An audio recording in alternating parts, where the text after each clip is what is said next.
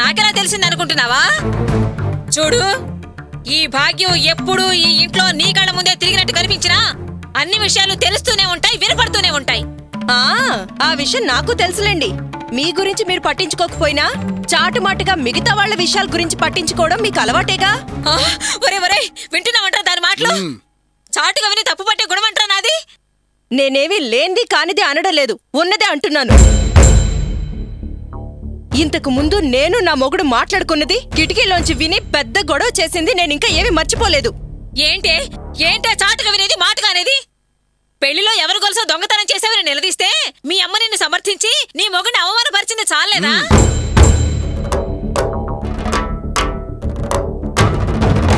నువ్వు ఆ మాటలకు రెచ్చిపోయి మీ అమ్మ మీద పోట్లాడిన విషయం ఊరంతా మీటింగులు పెట్టి చెప్పుకుంటున్నారే. ఇదేదో నేను చాటుగా విన్నట్టు తెగ వాగుతున్నావే. ఊరికే నోరంది కదా అని అరవకండి. ఇప్పుడు ఇక్కడ జరిగిన విషయానికి ఆయనకి ఏ సంబంధం లేదు. సంబంధం లేని విషయానికి ఆయన ఏమన్నా అంటుంటే నేను చూస్తూ ఊరుకోను. అలాగా? ఆ రోజు కత్తి పెట్టి తీసుకుని మమ్మల్ని నరుకుతానా నువ్వు?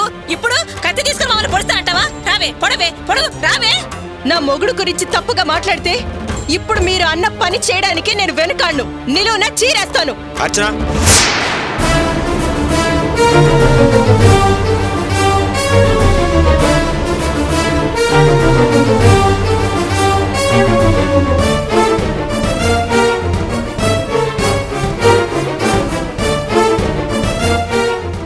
ఏం మాట్లాడుతున్నావు? నన్ను వాళ్ళు ఏమన్నా పర్లేదు, వాళ్ళతో గొడవ పడద్దని నాతో చెప్పింది నువ్వే కదా, మళ్ళీ వాళ్ళతో ఎందుకు మాట్లాడుతున్నావు? నన్ను 1000 మాటలన్నా నేను మౌనంగానే ఉంటాను, కానీ మిమ్మల్ని ఒక్క మాట అన్నా నేను ఊరుకోను. అసలు ఇక్కడ ఏం జరిగిందో మీకు తెలిస్తే మీరు కూడా ఊరుకోరు. ఏం జరిగితే అది జరుగుతుంది, అందుకని వాళ్ళతో వాదించాలా? 100 అనుకుంటారు అనుకోని. అబ్బబ్బబ్బబ్బబ్బబ్బబ్బా, ఎంత బాగా నటిస్తున్నాడో చూడరా. ఈవిడ అరుస్తుంటే ఆయన గారు తగ్గమంటారు, ఆయన అరుస్తుంటే ఈవిడ గారు తగ్గమంటారు. ఒకరి మాట మీద ఒకరికి ఎంత గౌరవం, ఎంత అన్యోన్యమైన దాంపత్యం, ఎంత మంచితనం. వింటున్నారా ఎలా మాట్లాడుతున్నారో? ఇలా మాట్లాడుతుంటే వింటూ ఊరుకోవాలా? సమాధానం చెప్పకూడదా? నేను చెప్పాల్సింది నేను చెప్పానుగా, మళ్ళీ నువ్వెందుకు మాట్లాడుతున్నావు? ఊరుకో, పద. ఆగు. ఏంటి భార్యని గద్దించి నీ దారి నువ్వు వెళ్ళిపోతే నిన్ను ఊరికే వదిలేస్తానా నీ ఉద్దేశం? ఎవ్వరిని అడిగి ఇల్లు తాకట్టు పెడుతున్నావు? ఏంట్రా, ఇల్లు తాకట్టు పెట్టానా? నాకు తెలీదు. వాడేవి లేని మాట అనలేదు, ఉన్న మాటే అన్నాడు. ఇంతకు ముందే 2-3 వచ్చి ఈ ఇల్లంతా చూసుకుని వెళ్లారు.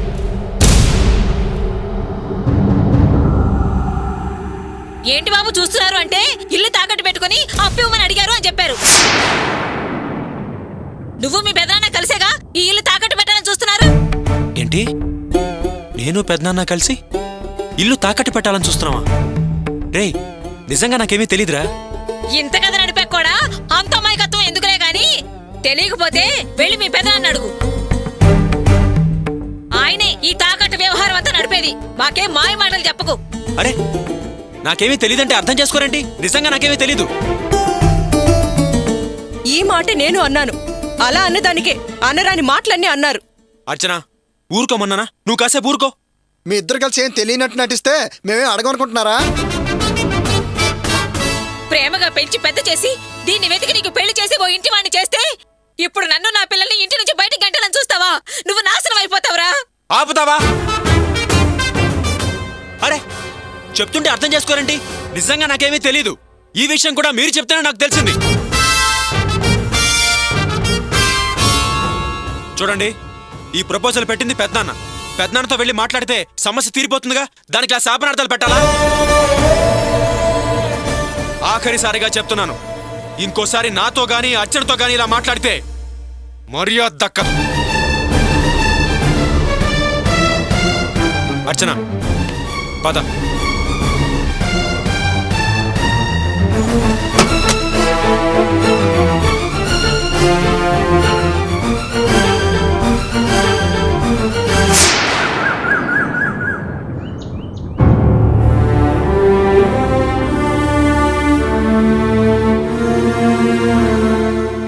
ఏంటి పెద్దన్న, జరిగిందంతా చెప్పాం కదా. నువ్విలా ఏ సమాధానం చెప్పకుండా మౌనంగా ఉంటే ఎలాగా? అసలు ఎందుకు నువ్వు ఈ ప్రయత్నం చేశావు? డబ్బు అవసరమైందిరా, అందుకే చేయాల్సి వచ్చింది.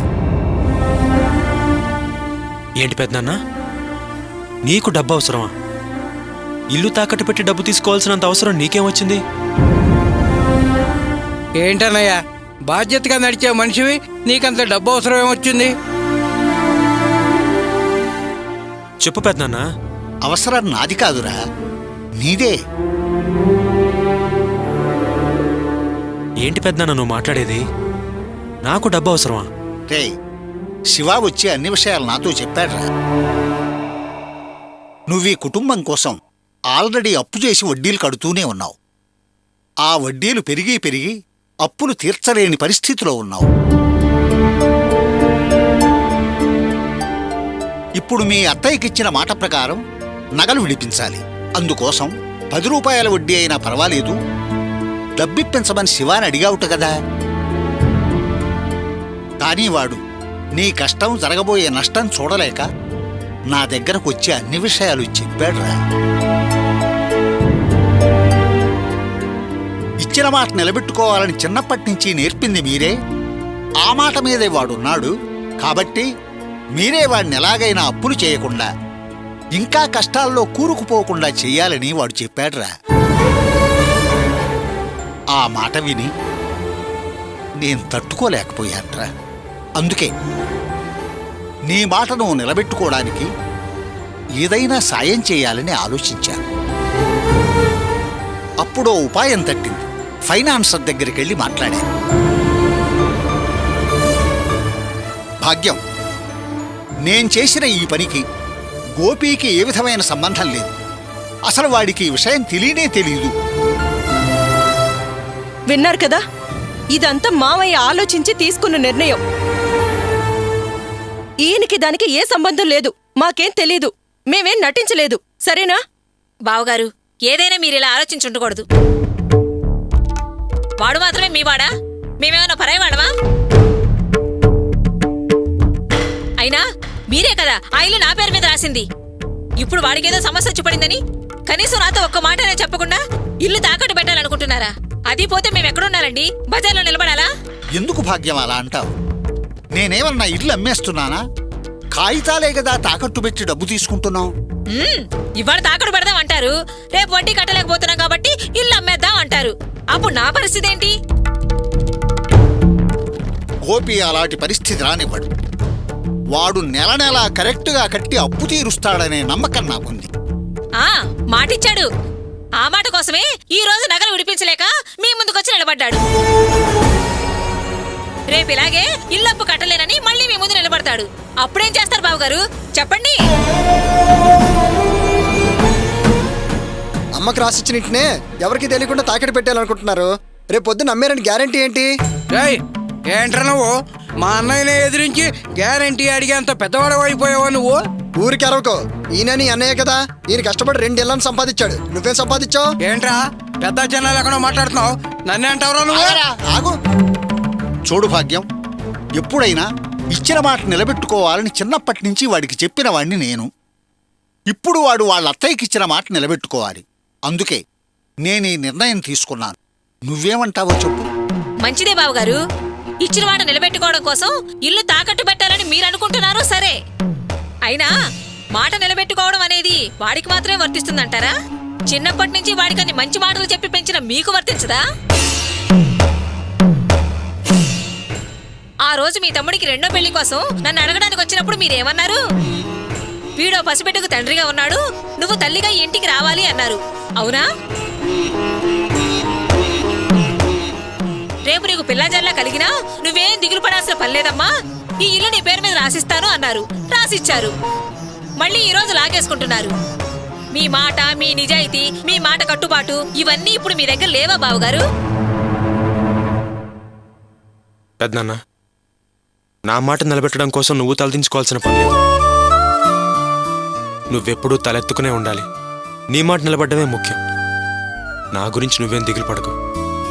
ఈ సమస్యకి నేనేదో ఒక పరిష్కారం చూస్తానులే. నీకెప్పుడూ ఇలాంటి పరిస్థితి రాకూడదు. రే గోపి, నువ్వు ఉండరా.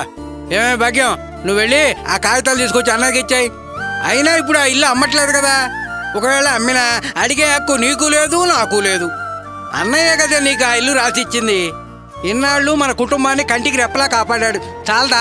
ఇదిగో నా మీద ఎదురు తిరిగి నన్ను కొట్టేంత ఇదిగా పెంచావుగా వీణ్ణి.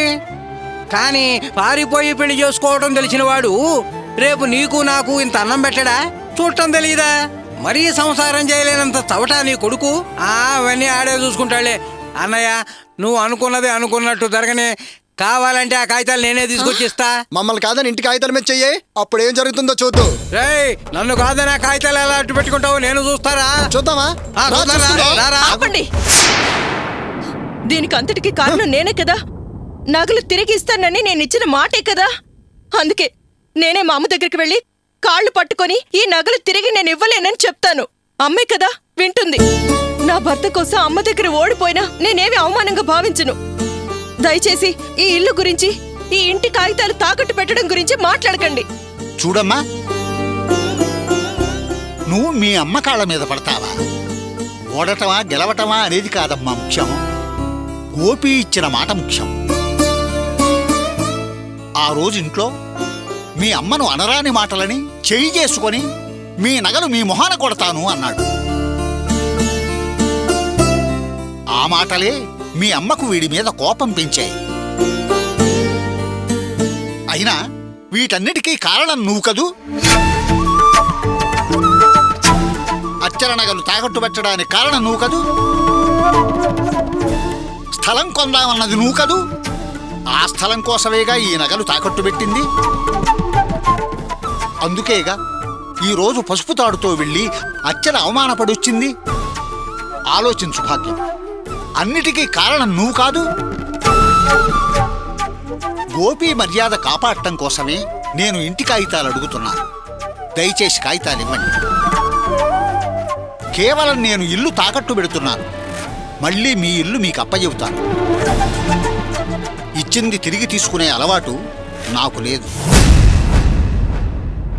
మీ పిల్లలు మీరు రోడ్డు మీద పడే పరిస్థితి నేను రానివ్వను, రాదు.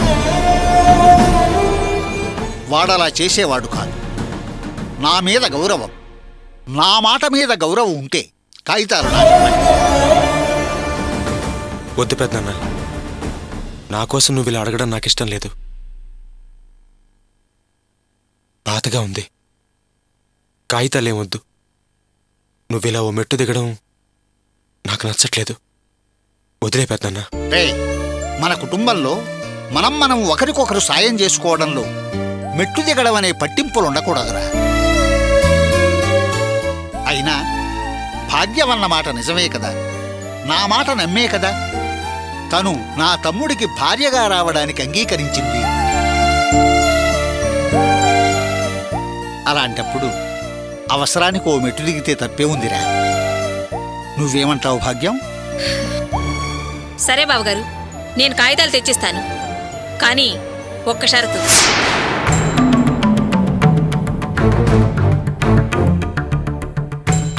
నేను కాగితాలు ఇవ్వాలి అంటే నాకు నమ్మకం కుదిరేలా ఏదైనా గ్యారెంటీ ఇవ్వండి.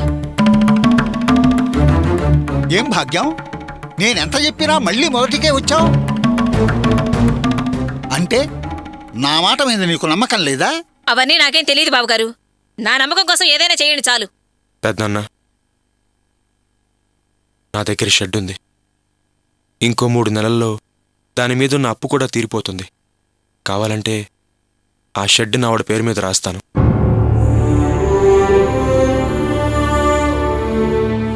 నేను ఇంటి కాగితాలు ఇచ్చిన తర్వాతే నా షెడ్ కాగితాలు నాకు ఇమ్మని చెప్పండి. ఇప్పుడు చెప్పినట్టు అప్పుడు ఉండాలి. నా కాగితాలు నాకు తిరిగి రావాలి. బ్యాంక్ లోన్ క్లియర్ అయిపోగానే నా షెడ్ కాగితాలు వాళ్ళకిస్తాను. సరే, అందరికీ అంగీకారమే కదా. ఇక ఈ విషయం గురించి ఎవరితో గొడవ పడకండి. ఇక బయలుదేరండి. పదరా. వస్తాం అన్నయ్య.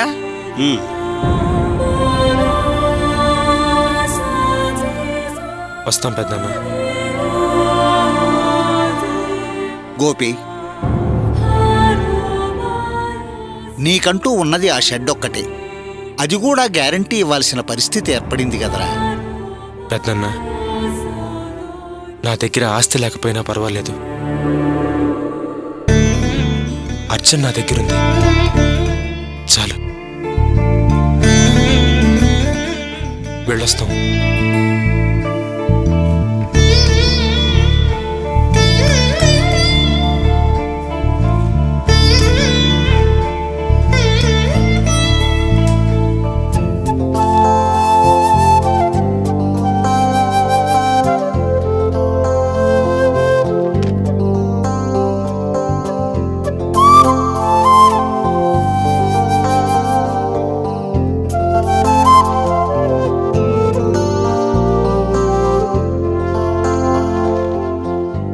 డాక్యుమెంట్స్ అన్నీ కరెక్ట్గా ఉన్నాయి. వడ్డీ కరెక్ట్గా టైంకి కట్టాలి. మా గురించి తెలుసు కదా, తర్వాత ఇలాగా అలాగా అని అనకూడదు. కట్టేస్తానండి, అలాంటిదే ఉండదు. ఇక్కడ భాగ్యం ఎవరు? నేనేనండి.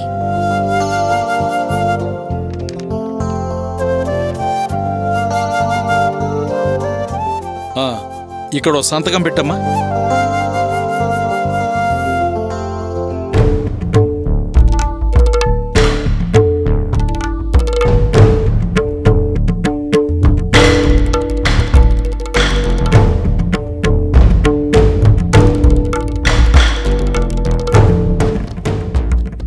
ఏంటి భాగ్యం ఆలోచిస్తున్నావు? సంతకం పెట్టు.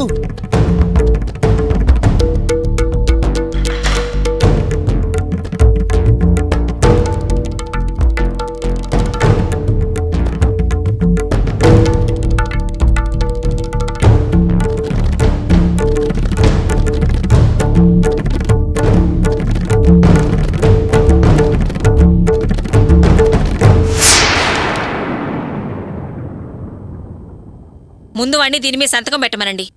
ఆ తర్వాత నేను అక్కడ చేస్తాను.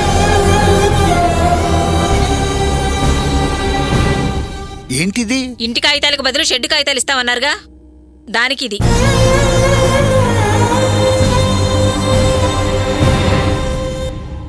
ఏంటి భాగ్యం ఇది? నా మాట మీద వాడి మాట మీద నమ్మకం లేదా? మీరిచ్చిన మాట రాసిచ్చిన ఇల్లు మారింది కదా, మళ్ళీ ఎలా నమ్మమంటారు?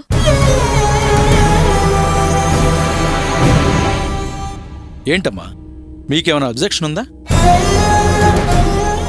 ఏదైనా ప్రాబ్లం ఉంటే అన్నీ మాట్లాడుకున్నాకే కదా వచ్చేది. మళ్ళీ ఏంటి?